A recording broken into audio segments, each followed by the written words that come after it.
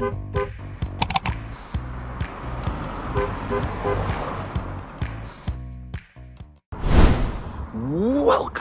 back to the channel.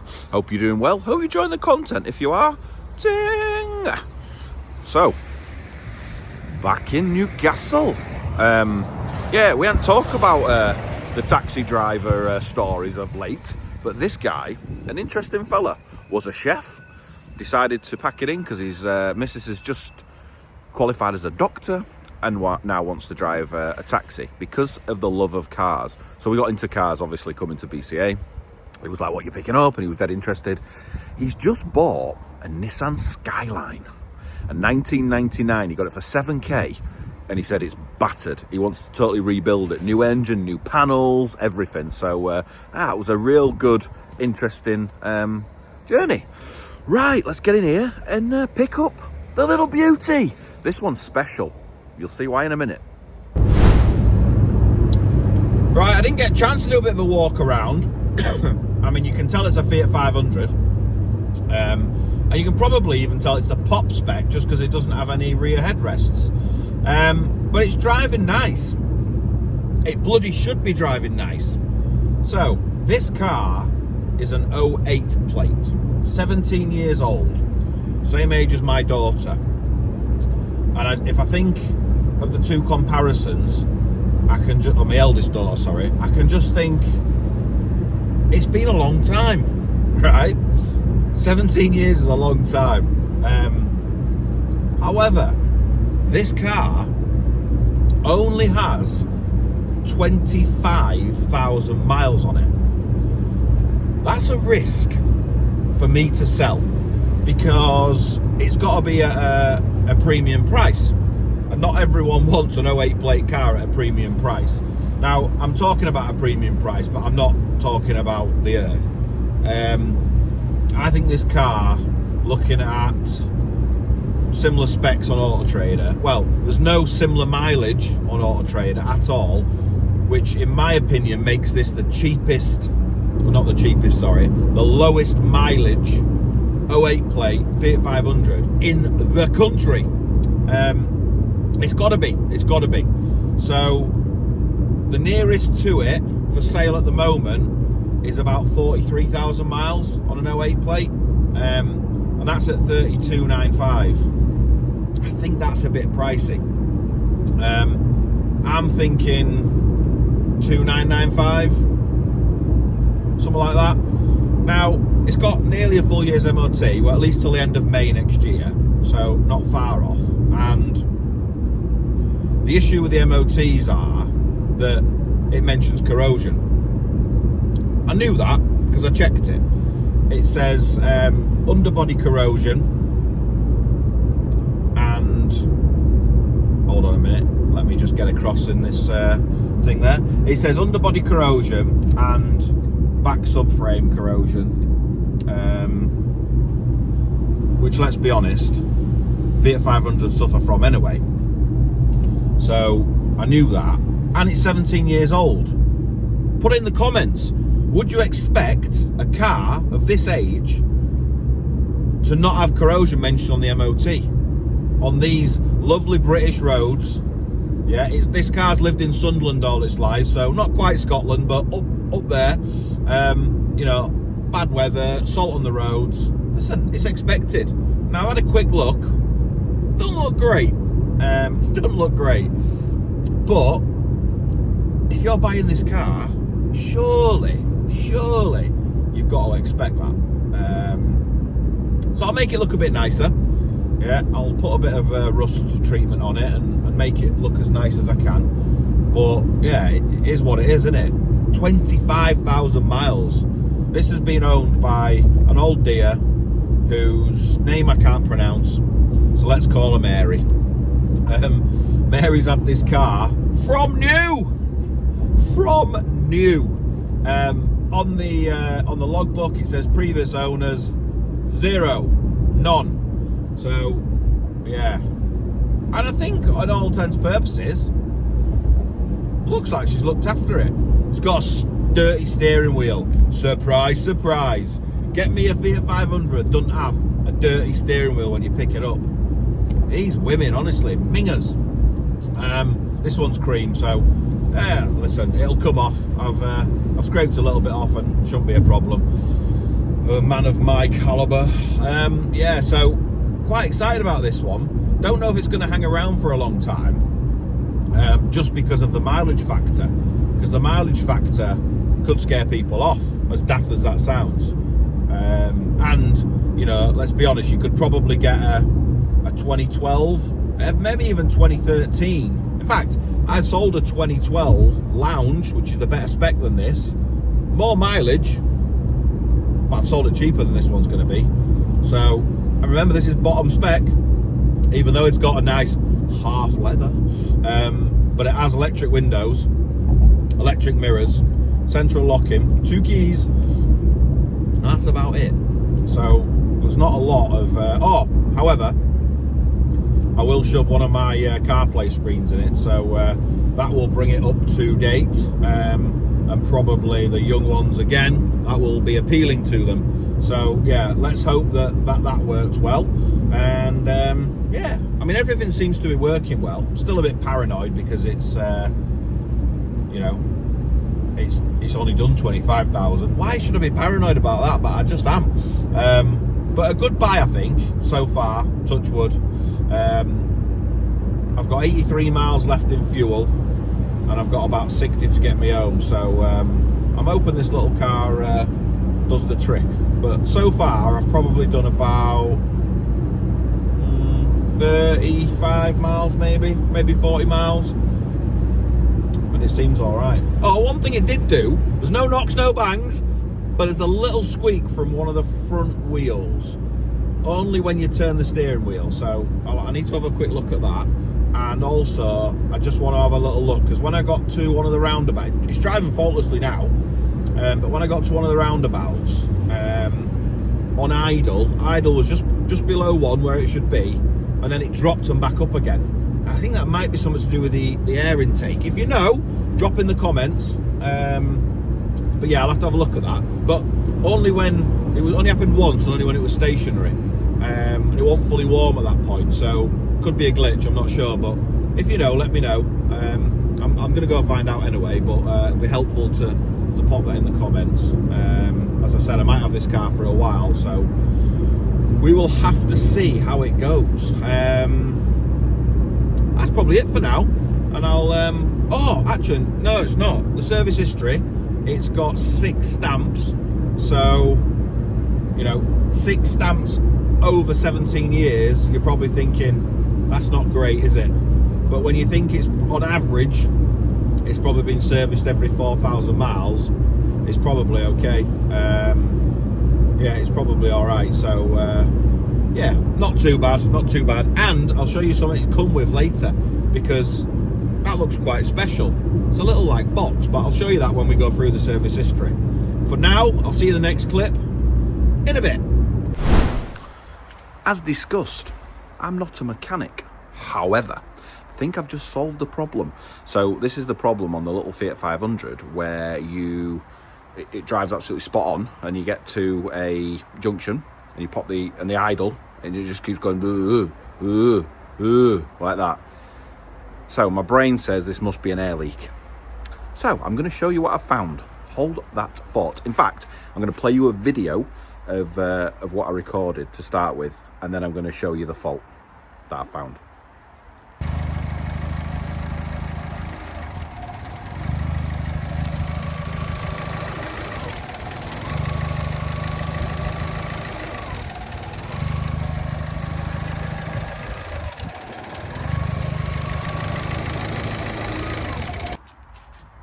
So, found all this, I'll zoom out a bit, on a pipe.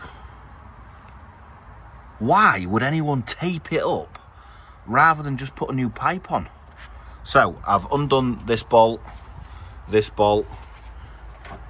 unattached this, probably can't do it, and I'm going to lift this airbox off now, hopefully. It's probably still attached at the back somehow. Right, I'm going to put you down, and then I'll come back to you when I've removed this airbox. It's actually worse than I thought, because it's here, look. It's cracked here. and then they've taped it up with some horrible stuff there to stop that crack there. I mean, for goodness sake, just buy a bloody new pipe. It's probably about £2.50.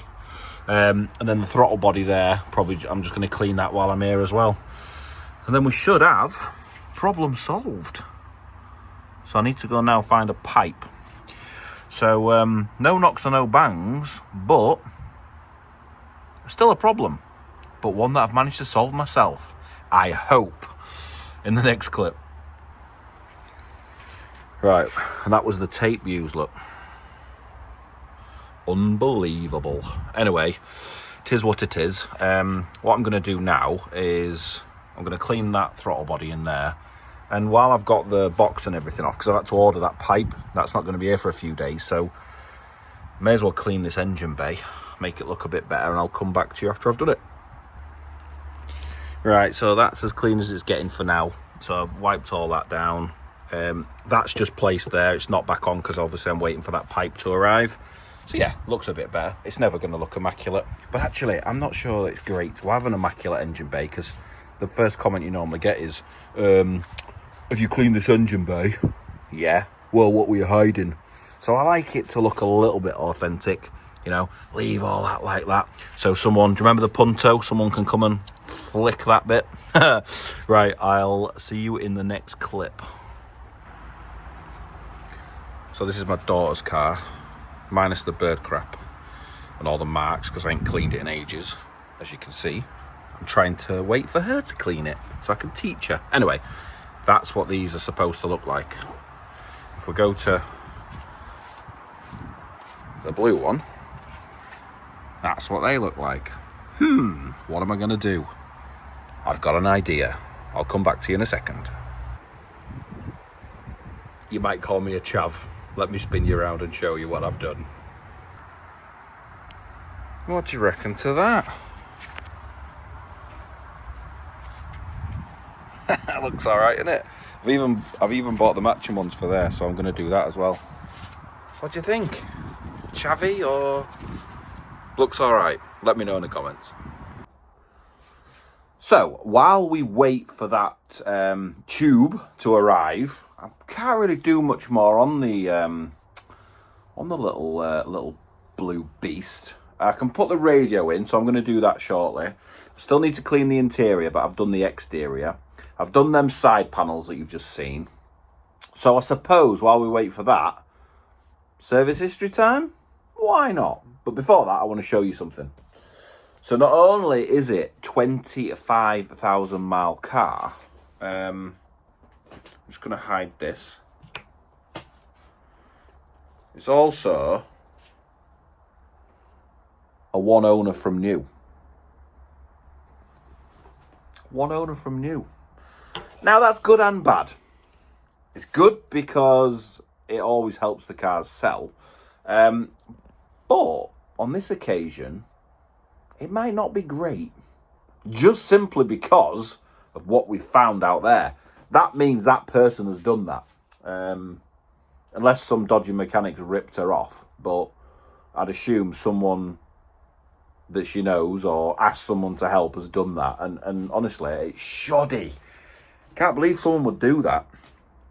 And I've drove home from Newcastle with that as well. So, yeah, anyway, 'tis what it is until it's not. So, one owner from new, declared new at first registration. So, we still like that anyway. We like that.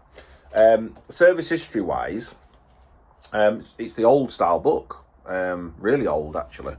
So, let's have a look what we've got. So, we have one in 2008.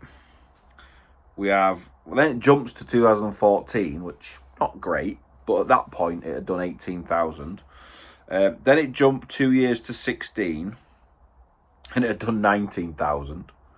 So it had done 1,000 miles in 2 years. This kind of continues if you think about the mileage now. 2019, we're on 22.5.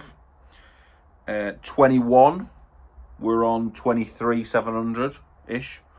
And the last service at 25,300, and I think it's done 25,600 now. That was done in June 24. So, yeah, it's got, that's 6 stamps. 6 stamps. I know it's 17 years old and 6 stamps probably seems quite poor, but with the mileage,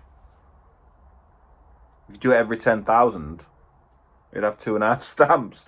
6 is all right, I think. 6 is all right, but better than that. Better than that. It came with this little box. I might just keep this. Nah, I'll send it with a car. Anyway, the little box, look. Nice little box. What's in this box, I hear you ask? Well, first of all, there's this letter. And the box is full of dust. There's a letter. A thank you letter. And it says, it's not personalised to the first owner, but it says, hello, before we go any further, we'd like to say a few words, and we'd like to start with 2 special ones. Thank you. Anyway, it goes on, basically, thank you for buying the Fiat 500. So that's something you probably don't see very often. It's not personalised to that car, it's just, I suppose, everyone who bought one in 2008 got one. It won Car of the Year 2008, according to the back of the car. There's a sticker. Anyway, more stuff. Very, very warm welcome to Fiat Professional Vehicles, the Fiat Group. Blah blah blah. I think she was probably supposed to fill that in for a warranty. Surprise, surprise, she hasn't. Then, welcome to the family. Yeah, there you go. Car of the Year 2008. Yeah. Blah, blah, blah. And then you get this little bad boy. So I thought it was a keyring at first, but it's a dongle. And it's a dongle with all the information that you would need for the car. It's called Fiat on the Move. Phone directory, local dealers, your own Fiat account, Talk Fiat, all the manuals, everything's in there. So I thought that was a nice touch. Nice touch to send that with the new owner as well. And then, obviously, the book pack, and we've got the manual, we've got a second key, so 2 keys with that one, the radio code. Yeah, listen. A nice little pack. So she's kept that nice. Anyway. Listen, the car's probably been kept quite nice, really. I mean, the steering wheel's minging, but we're getting accustomed to that now with Fiat 500s. But the car's probably in reasonable order, just apart from that bit that we found under the bonnet. So, yeah, but that'll be sorted soon. So that's the service history, which is decent or okay. The one owner from new is a perfect addition.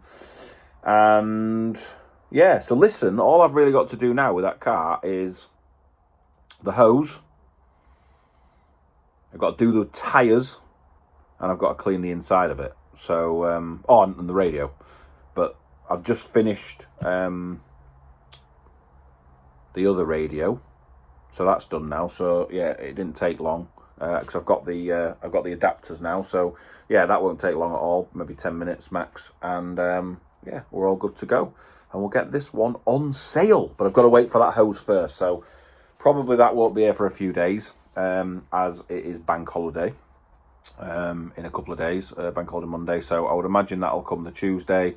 We'll get it on sale and see how we go. So I've got a few days now to do that one, the interior. Normally I get it all done and dusted, but I think I might take a little break, even though I've just had a break. See you in the next clip. So we're all hoovered, but just to show you another example of a Fiat 500 steering wheel.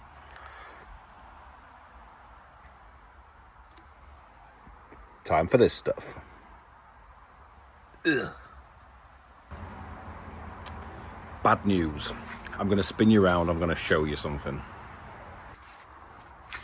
Right, so this little car, after changing this and me thinking that it was all good, wasn't. So it's about 4 minutes from cold to start doing the shaky thing. And obviously I only ran it a few minutes because I didn't realise that at that point. So, right, what have I done since to try and diagnose it? Well, a couple of mechanics on the phone, just ones I know, just on the text, just trying to help me, because I want to sort this myself. So what I'm trying to do is do that. So what I've had the airbox off. I've cleaned the map sensor. That didn't work. I've unplugged the O2 sensor. That didn't work, because what I thought would happen is if I unplugged this while the car was running, if it stopped doing it, then that's my problem solved. So that's not the problem solved. So what it is now is the throttle body. It's got to be the throttle body. So what I now need to do is order one of these, and hopefully that is the solution. Right, in the next clip. Right, so we're a couple of more days on now, and after doing all them tests for the map sensor, the O2 sensor, all the other stuff that I've done, I did forget to tell you that I plugged in my top down, all right?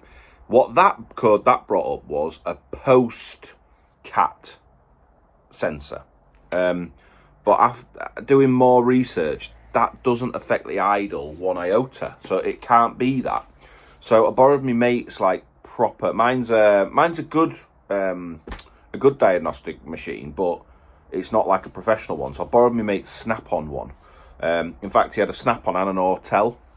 I tried them both, and it both brought up the same problem, which pointed back to the original O2 sensor. So I've ordered one. I've also ordered a throttle body anyway, just in case, because, listen, the amount of times I have these Fiat 500s, I probably should have some stuff in stock anyway. So we're going to see what hopefully the O2 sensor comes today, so hopefully that works. And if it does, happy days, let's get this thing on sale. If it doesn't, then I'll have to change the throttle body. It's got to be one of them two things, but every single diagnostic tool. Now I've used 3 now. Everything really is pointing to an O2 sensor. So let's trust the what's the word? What's the phrase? Trust the system. Let's just trust the gadgets, right? And let's get that changed in the next clip.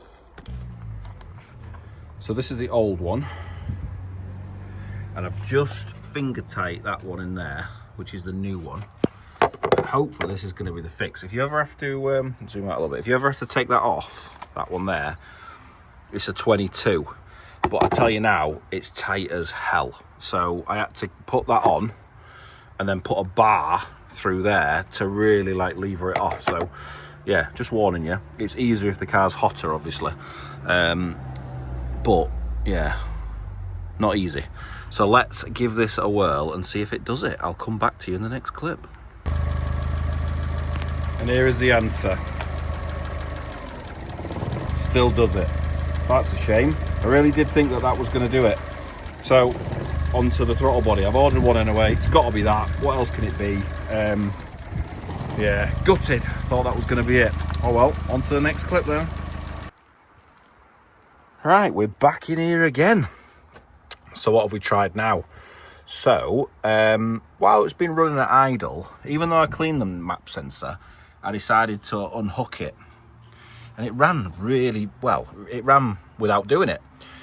So I now think that's my problem. Even though I've cleaned it and it doesn't show up on any of the faults on the diagnostic. So I've ordered one of them. But while I'm here and while I'm looking, I thought, I've just had one of these delivered. It's a reconned one, but I thought I've got it, so I may as well put it on and just process of elimination. So that's where we're done. So we took the airbox off, ran it without the airbox on as well, and it still did it. So this is what I mean by process of elimination. So I know there's nothing wrong with that or any of the leads that go into the throttle body, because it does it while it's off. So yeah, I've removed 4 bolts from there, and there. So that's hopefully now just going to lift off. And I'll replace it with this one. And then we'll run it. And then let's see what happens. wish me the best of luck. But if this don't work, the map sensor's on the way, and if that don't work, I'm gonna have to check the timing. Yeah, so let's see. Whew, in a bit. No. Fuck. You can't write it, can you? I must have done everything possible on this thing that I can do, as we've discussed, as no mechanic. But yeah, just trial and error, trying things. I've got to be honest, apart from the ball ache because I want to get it on sale, I think I've actually half enjoyed it. Fact finding, you know, trying to find exactly what the problem is. It's been interesting. And actually, you know, after this, once I fixed it, because I will fix it, maybe I could be called a specialist, because I'll know all the bloody faults as well. Yeah, so it's not been a waste of time. I've just got to figure it out. It's not an easy one to fix, is it? Because I'm just chasing from one thing to the next thing to the next thing and guessing really what it can be, because the code reader's only pulling up the O2 sensor every time. And actually, all it's probably doing is pulling up the fact that the O2 sensor, it's saying it's faulty, but it's not faulty. It's probably something is not doing its job. So then that's pulling that up as a problem. But actually, it's probably before that. So we've ordered the map sensor. We'll try that next. And if not, then I'm going to have to book this in to check the timing on it. And maybe just do a timing belt while we're there. Because there's no proof it's ever been done on this one. So I don't normally do them for sale, but obviously this is a problem, so I would not want to lumber this to anyone else. So I've got to fix it, and I want to fix it. Like I said, I'm half enjoying it, although it's like at the same time. So yeah, God knows what the next clip will be, but I'll see you in it. Good news! As you can hear, the idle is fixed. Don't worry, just rainwater. It's just absolutely bucketed it down, and I had the engine up. Right, we're a couple of days further on now, but like I said, great news. So I'm going to spin you around, and I'm going to update you with what's been happening. So the fix, unfortunately for me, wasn't me that did it, but my mechanic was coming round to do something on one of the other cars. On my wife's Fiat 500. He was just doing a drop link. I said, mate, do us a favour, have a quick look at this. So he had a quick look round. He got his super duper machine, which is much better than my Top Dom, out, and had a quick look around. He's like, not sure. What have you changed? Told him what I'd done. He's like, do you know what? Even though there's no engine light, there's no fault codes, I'm going to reset everything. So he reset everything, and he said, right, take it for a run, you'll be fine. So, and he left. So I got in the car, started it up, and the bloody engine light were flashing at me, and I'm thinking, that doesn't look good. So I rang him back and said, look mate, it's now flashing the engine light. He's like, right, let me stop driving and I'll send you a quick video and show you what to do. So he sent me a link to YouTube, and literally it was the phonic wheel reset. So basically, because he'd reset everything, I then needed to rev the car up to just over 6,000 revs, up and down 3 times, and then the engine light will clear. That's exactly what happened. And also what it did, it cleared any kind of learn problems. So basically, the issue, that's just the fan kicking in. Let me just spin you back round and I'll show you. So if you remember that pipe, that was the problem all along. So because it had a massive hole in it, the car had learned to kind of cut that air leak out as best it could. So it learnt that value, and now we've just completely reset it. So I'm happy to say it's fixed and it's about to be on sale. So happy days. Good result in the end. Only took 2 weeks. Right, on to the next clip. And that is one of the main reasons I do this job. Yeah. So excited about buying their first car, and on the Fiat 500s it is normally girls. Honestly, she was so excited. Her dad came as well. And sometimes when daddy and daughter come, it can be an absolute car crash because daddy's, picking faults and all that. This guy was class. He was like, look, it's an '08 plate car. So my opening line to them were, I asked the girl how old she was. 17. I said, you're the same age as this car, right? And look how many things have happened in your life so far. So take it easy with this car. It's the same age as you, but it's only done 25,000 miles. And honestly, now all the issues previous in the video have been sorted. Drives like an absolute dream.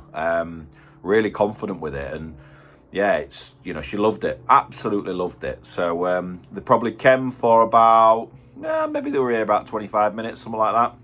She came early as well, which is fine because I was here.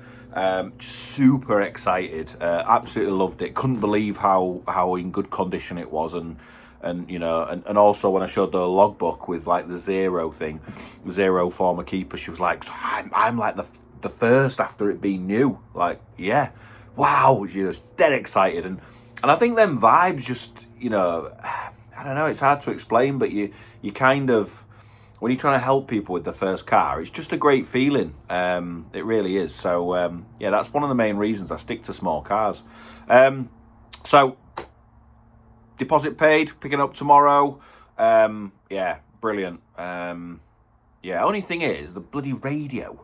The radio that I've put in them all, sometimes when you're first hooking it up to a new phone, it just takes a few times. So that was a bit of a pain in the ass. But yeah, she's dead happy with the Bluetooth and the, she can play a Spotify, so dead happy with that. So yeah, I mean, this car I've probably had for maybe 3 weeks or so now, which still isn't the longest car I've ever had, but it went on sale. I shit you not. I put it on sale, and within 1 hour, I'd had 2 texts. This girl being the one that could see it first. So maybe I did it too cheap, but I think it's a bang-on price. So it was sold for $2,995. So I had about $1,000 in this one. So it's a good profit, but I have had to faff around quite a lot. And the only reason I've had it for 3 weeks is because of all these little fixes that I've been chasing. So it's had a new map sensor. It's had a new air pipe hose. It's had a new oxygen sensor, O2 sensor. It's had a new throttle body. So yeah. And all them were reset. And like I said earlier, it's now all been done and fixed and the car drives perfect. So yeah, all worth it in the end. But what I have then got is a load of spare parts, because I don't actually think any of them parts were the problem in the end. It just needed all resetting.